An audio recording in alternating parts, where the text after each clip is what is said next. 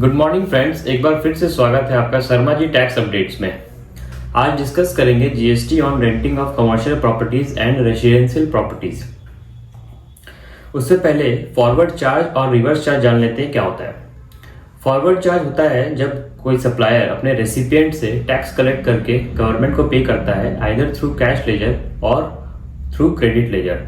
कोई भी गुड्स और सर्विसेज जब कोई सप्लायर किसी रेसिपिएंट को प्रोवाइड करता है तो उसे टैक्स कलेक्ट करके जब वो टैक्स का पेमेंट करता है तो उसे एफसीएम मैकेनिज्म बोला जाता है, फॉरवर्ड चार्ज मैकेनिज्म। बट कुछ गुड्स और सर्विसेज हैं जिन पे गवर्नमेंट ने रिवर्स चार्ज लगाया है। रिवर्स चार्ज का मतलब रेसिपिएंट ऑफ गुड्स और सर्विसेज को ही टैक्स देना है और वो भी कैश लेजर से ही देना है। तो उस मैकेनिज्म को शॉर्ट में हम लोग आरसीएम बोलते हैं, रिवर्स चार्ज मैकेनिज्म। अब रेसिडेंशियल प्रॉपर्टीज और कमर्शियल प्रॉपर्टीज के केस में कुछ केसेस में फॉरवर्ड चार्ज भी लगता है और कुछ केसेस में रिवर्स चार्ज भी लगता है। चलिए हम लोग डिस्कस करते हैं सबसे पहले कमर्शियल प्रॉपर्टीज। अब 4 सिनेरियोज हैं। अगर सप्लायर रजिस्टर्ड है और अगर रेसिपिएंट भी रजिस्टर्ड है तब तो एफसीएम लगेगा, मतलब फॉरवर्ड चार्ज। अगर सप्लायर रजिस्टर्ड है, रेसिपिएंट अनरजिस्टर्ड है, उस केस में भी फॉरवर्ड चार्ज है। लेकिन अगर सप्लायर अनरजिस्टर्ड है, रेसिपिएंट रजिस्टर्ड है, उस केस में रिवर्स चार्ज है।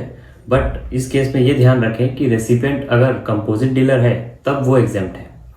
और चौथा केस, अगर सप्लायर अनरजिस्टर्ड है और रेसिपिएंट भी अनरजिस्टर्ड है तो फिर उस पर जीएसटी नहीं लगेगा, एग्जेम्प्ट है। अब आते हैं रेसिडेंशियल प्रॉपर्टीज में।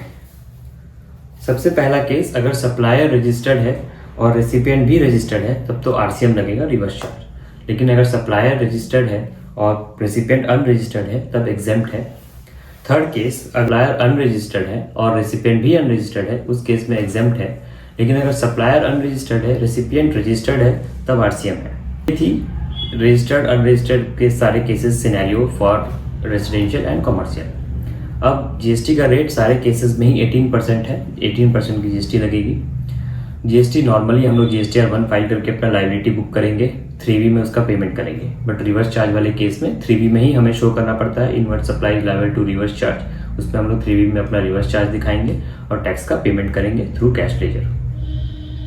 So this was all about renting of commercial properties, GST on renting of commercial properties and residential properties.